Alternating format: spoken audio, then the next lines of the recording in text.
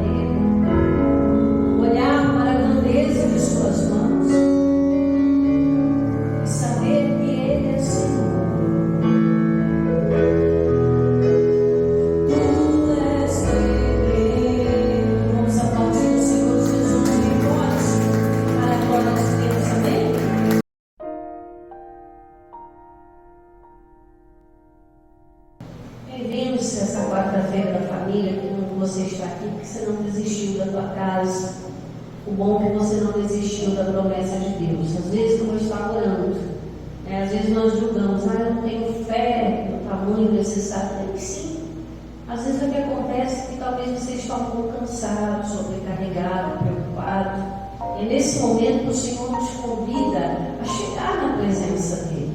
É nessa hora que o Senhor nos convida a lançar sobre Ele toda a nossa ansiedade. A palavra de Deus diz que Ele tem cuidado de nós. Aquietai, mas e sabei, eu sou Deus. Então, saber quem o Senhor é e o buscar e se lançar na presença dEle, mesmo com tudo, vai trazer uma paz de espírito muito grande. E essa paz de espírito, ela é importantíssima. Para quê, pastor?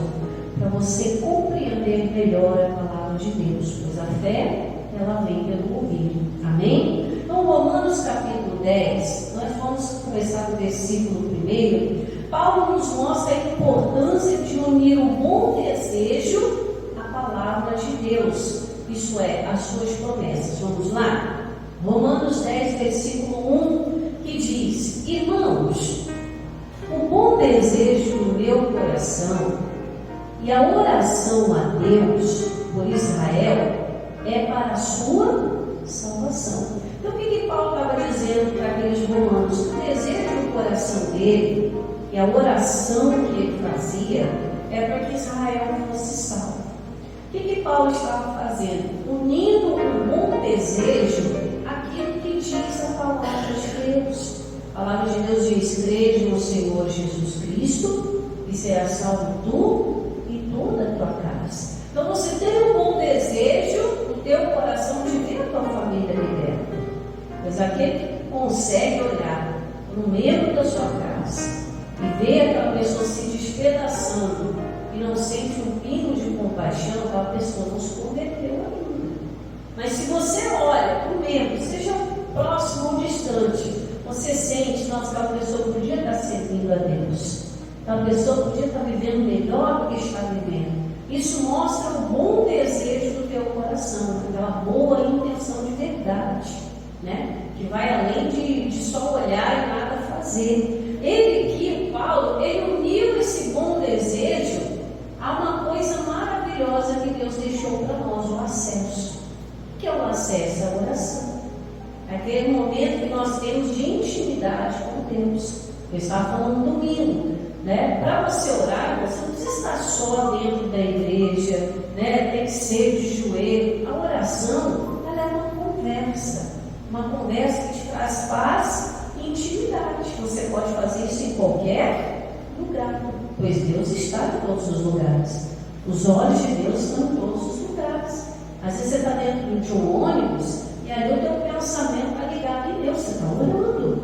Não precisa estar saindo propriamente palavras da sua boca, porque até mesmo no ambiente, né? Se você começar a orar em voz alta ali para Deus, as pessoas vão começar a te olhar e não vão entender nada. Vai causar até escândalo, mais um crente doido, crente bitolado. Porque aquele não é um local para ser algo audível, mas você pode, no pensamento, ir falando com Deus. Às vezes você está ali, né, no trabalho, no seu lar, você está falando com Deus. Está deitado na sua cama, você está falando com Deus. Você está na igreja, na abertura do louvor, você está falando com Deus. E agora Deus está falando com você, que você pode levar uma vida mais simples.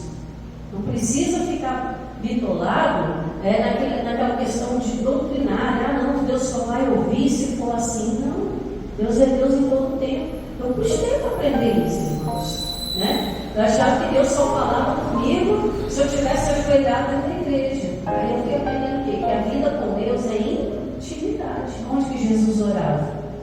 Nos montes, nas colinas. Jesus orava no deserto. Jesus orava no tempo.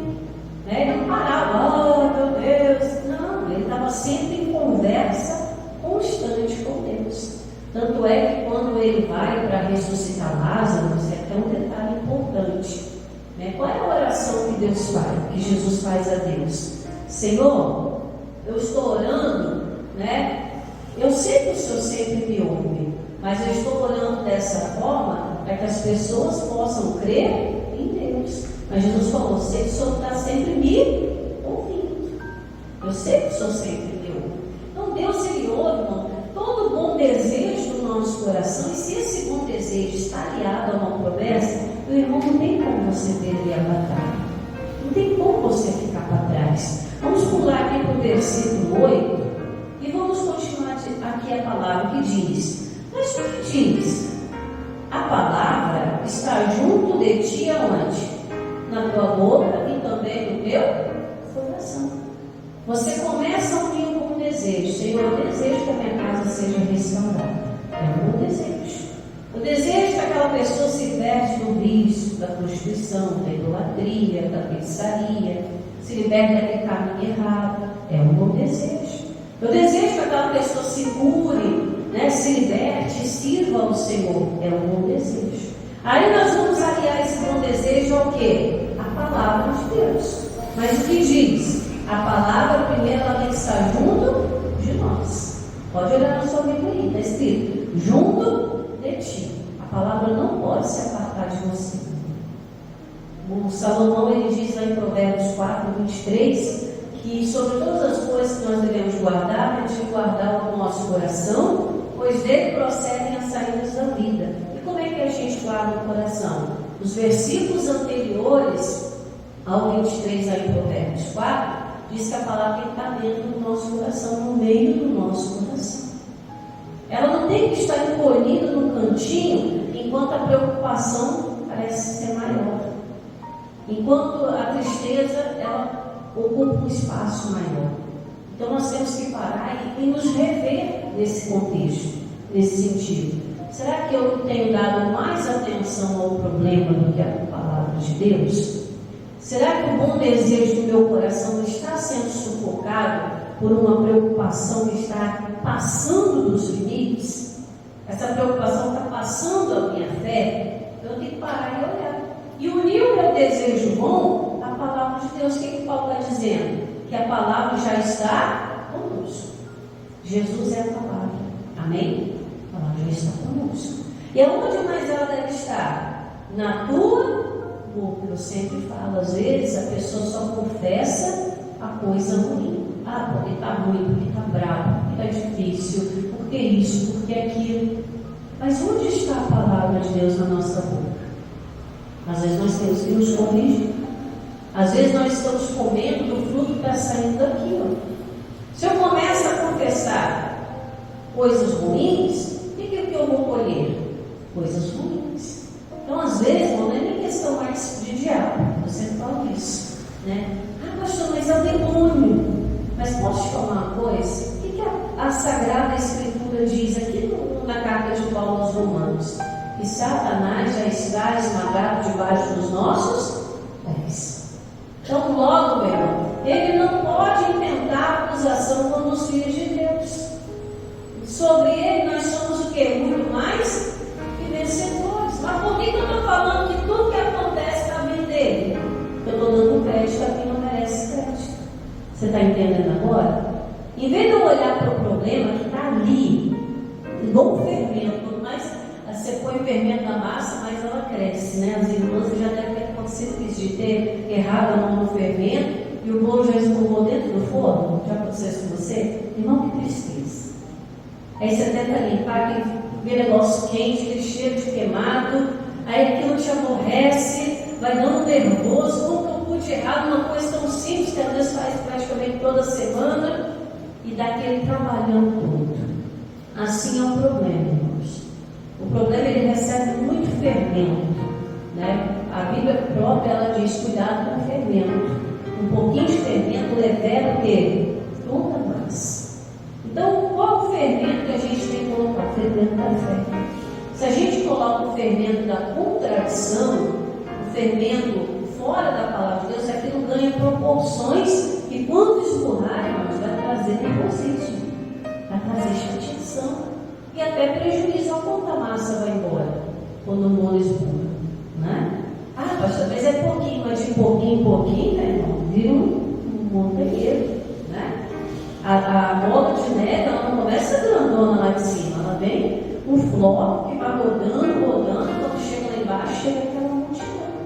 Então nós temos que olhar o que diz a palavra. Poxa, a palavra de Deus já está em mim. Está comigo. É o meu Jesus. Ela tem que estar na minha boca. Ah, mas o problema é real. Ali é, mas o meu Jesus é mais real do que o problema. Eu tenho que olhar para a situação e falar o quê? Mas a palavra de Deus diz isso, isso e isso a esse respeito. Aí, irmão, entra o momento que a palavra já está dentro de você. Aí você confessa. Está difícil? Mas o meu Deus diz que para Ele não há nada impossível. A gente sabe, só que na hora a gente não faz. A gente acaba errando a mão. E é nessa hora que o Espírito Santo ele precisa agir no nosso meio. Meu irmão, na verdade, todas as pessoas do mundo, elas sabem o que podem fazer para melhorar de vida. Mas sabe o que acontece? As pessoas não fazem. Parece que elas ficam paralisadas. Sabe o que tem que fazer, às vezes sabe o que tem que fazer para romper aquela situação, mas ela sabe, no fundo ela sabe. Mas às vezes parece que tem um medo que impede aquela pessoa. Às vezes tem um negócio que às vezes trava. Já aconteceu isso com você? Você sabe o que tem que fazer, você sabe o que tem que falar, mas chega na hora, parece que trava tudo, amarra tudo. Mas vamos continuar que você vai entender rapidinho. Ainda no versículo 8. Mas o que diz? A palavra está junto de ti, na tua boca e aonde mais? No teu coração. De onde procede as saídas da vida? No teu coração. Então, meu irmão, no nosso coração, né? O coração representa a mente, representa todo o nosso interior. Não está falando do órgão físico, amém? Está falando do espiritual. O que eu tenho que fazer? Quanto mais eu encher o meu interior da palavra de Deus, é comer livros. É como João comeu livrinho. Amém? Quanto mais a palavra de Deus eu botar aqui dentro, porque a boca só vai falar que o coração está cheio. Se o coração está cheio de tristeza, se está cheio de mágoa, não vai falar da palavra de Deus. Mas, pastor, eu estou vivendo uma crise, estamos, irmãos. Todo mundo está vivendo um problema. Pode não ser igual. Mas aqui hoje, se eu botar só a gente aqui tirando um pouco da internet, todo mundo está vivendo um problema. O pastor está vivendo um problema, os irmãos estão vivendo um problema. Só que qual é a diferença? E quanto mais o nosso interior nós nos enchermos da palavra mais forte para superar isso, a gente vai ser. Tem que ser assim. Tem que ser um devorador da palavra de Deus. Não um devorador de fé, um devorador da palavra. Eu vou me encher, igual José. Quantas vacas estão boas, eu vou encher o celeiro. Quando chegar o tempo da vaca magra, eu vou ter algo dentro para me alimentar. É isso que acontece, irmãos.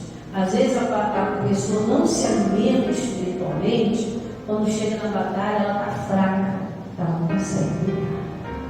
Ela não sabe o que fazer. Aí entra o desespero. Às vezes ela vai pedir ajuda a outra pessoa. É errado? Não. Mas às vezes a outra pessoa está pior que ela. Aí fica dois cegos. Um cego guiando, outro cego. Vai cair todo mundo buraco. Jesus que disse isso. Um cego não pode guiar o cego.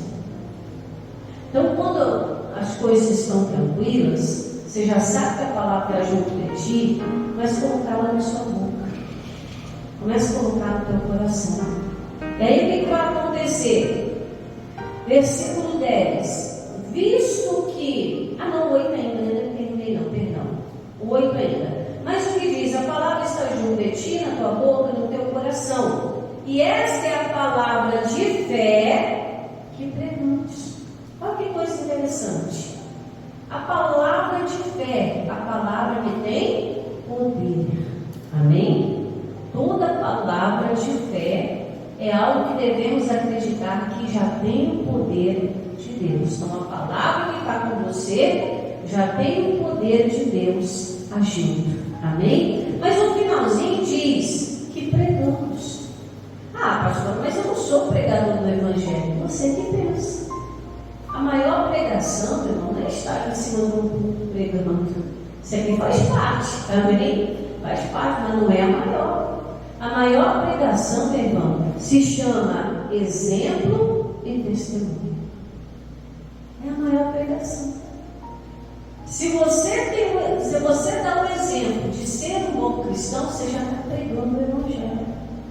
Era o que Jesus fazia. Jesus, ele tinha um tempo de pregar na sinagoga? Claro que tinha.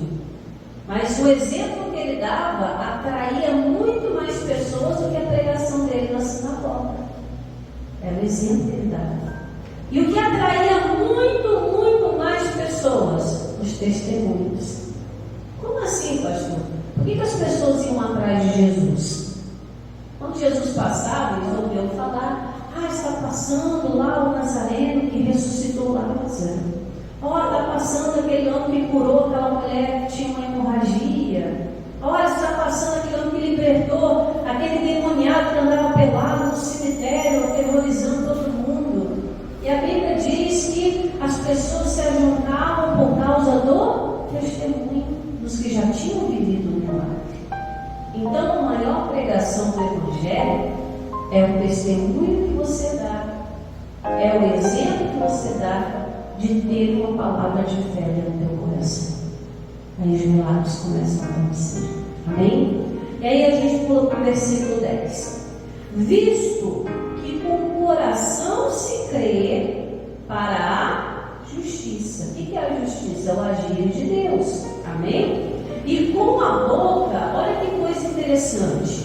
Visto que com o coração se crê para a justiça, ver Deus agir, e com a boca se faz confissão para o quê? A salvação. Lembra lá no versículo 1 que Paulo fala? Que o desejo dele para Israel, o bom desejo dele, e a oração era para quê? Para a salvação daquele povo. E aqui, meu irmão, você começa a confessar com a sua boca para a salvação. Não, minha família é de Jesus, meu filho é de Jesus. Mas eu vi seu filho drogado, seu filho doente, não sei o quê. Você pode ter visto, mas eu olho com os olhos da fé, ele é liberto, ele é curado.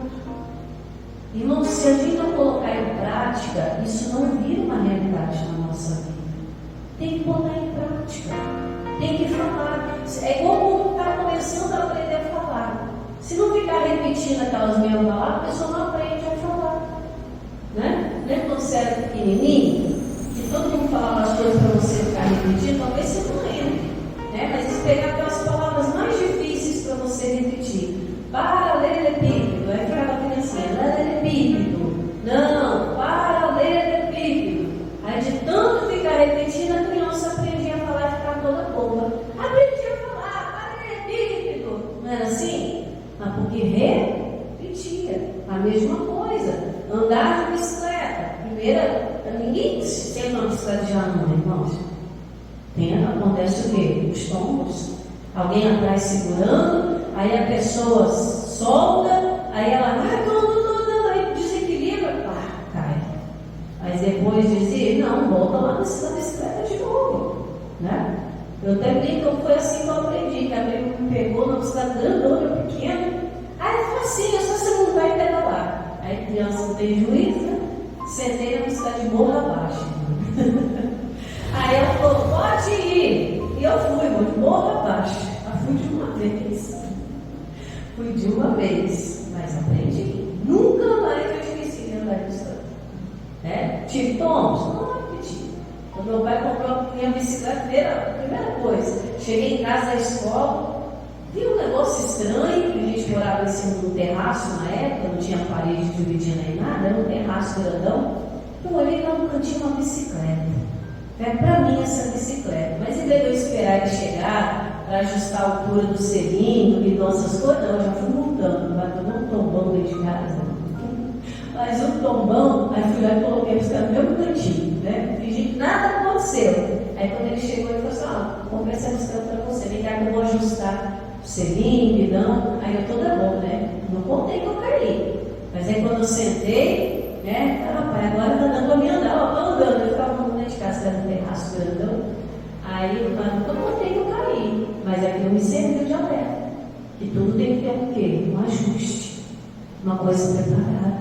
E esses ajustes, irmãos, esse ensinamento de ficar repetindo, de fazer até acontecer, o Senhor está nos dando aqui pela tua parte.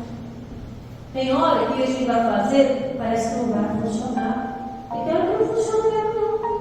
Porque a nossa fé não está pronta. criar o hábito de sempre estar fazendo. Uma hora a gente acredita e o milagre acontece. Amém? E ele continua dizendo aqui no 11: porque a Escritura diz: todo aquele que nele crer não será o quê? Confundido.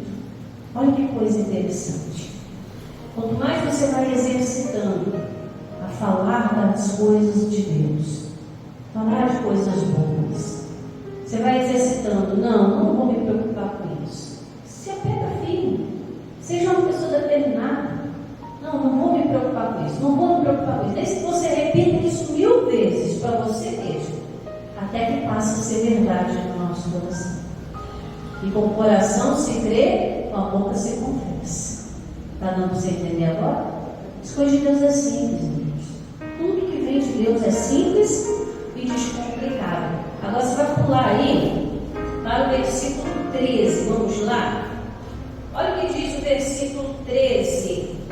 Porque todo aquele que invocar o nome de quem? Do Senhor. Como que eu vou invocar o nome de um Deus que eu não acredito? Como é que eu vou invocar o nome de um? Como é que eu vou invocar palavras que eu nem acredito? Que não estão dentro de mim, que não estão na minha boca, que não estão diante dos meus olhos? O milagre não vai acontecer.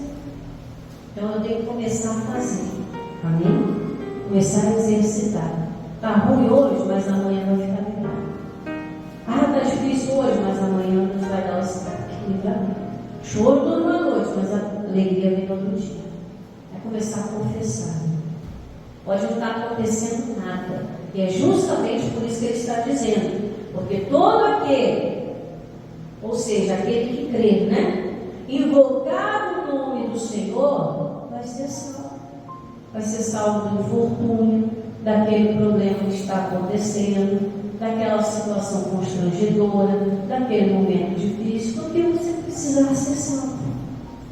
E é como eu sempre falo, às vezes a gente tem que ser salvo da gente mesmo, que a gente se sabota. A gente não, sai da igreja, não, vai dar tudo certo. Aí a primeira oportunidade que Satanás nos mostra a gente se sabota.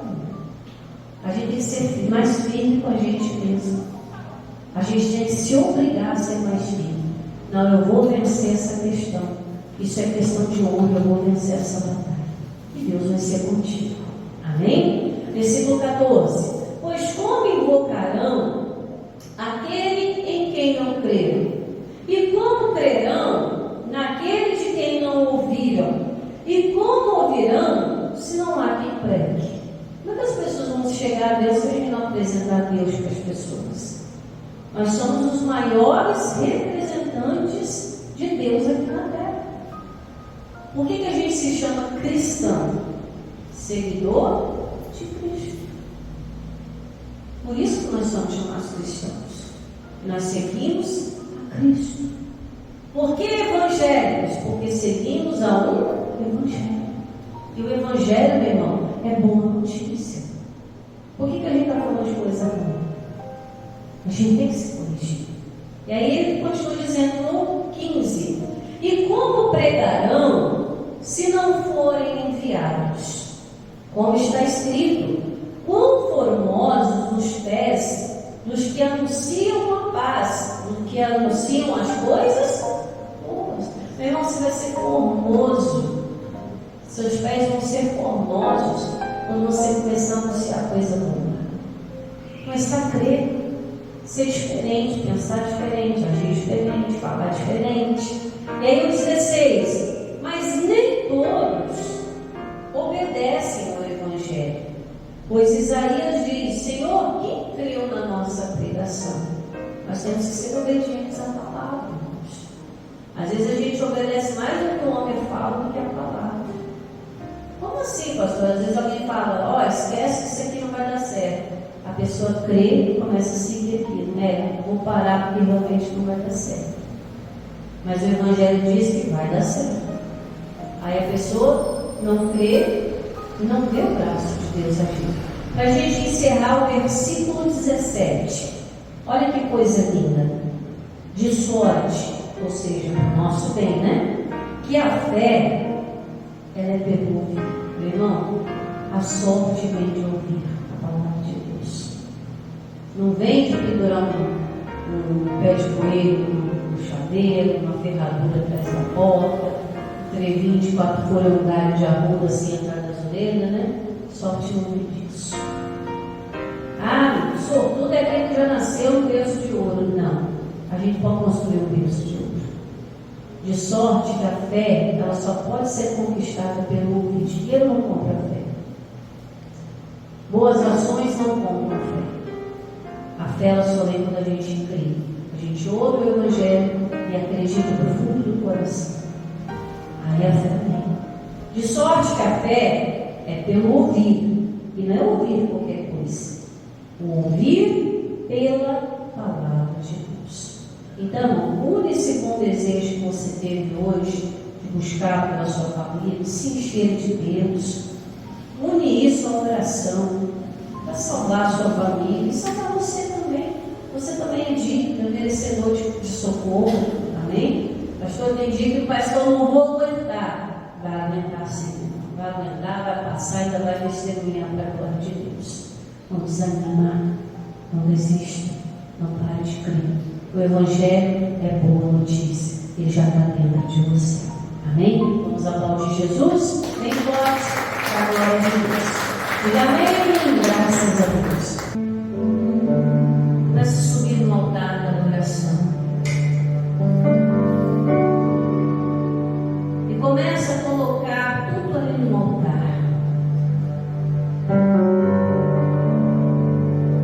Com a boca se confessa.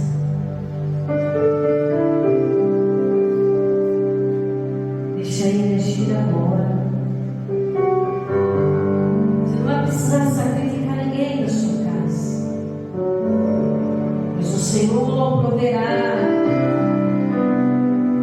Ele sempre provê o socorro para o seu povo. Colocar a fé em ação.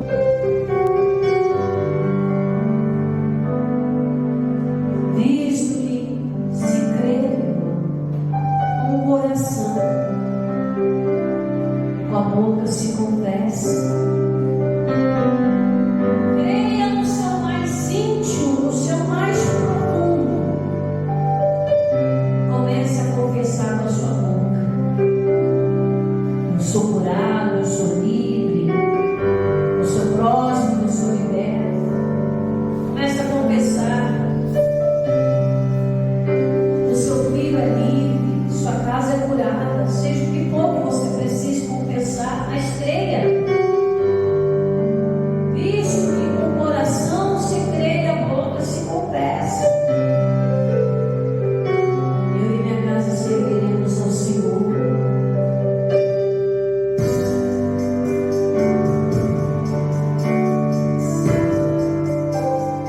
Comece crendo.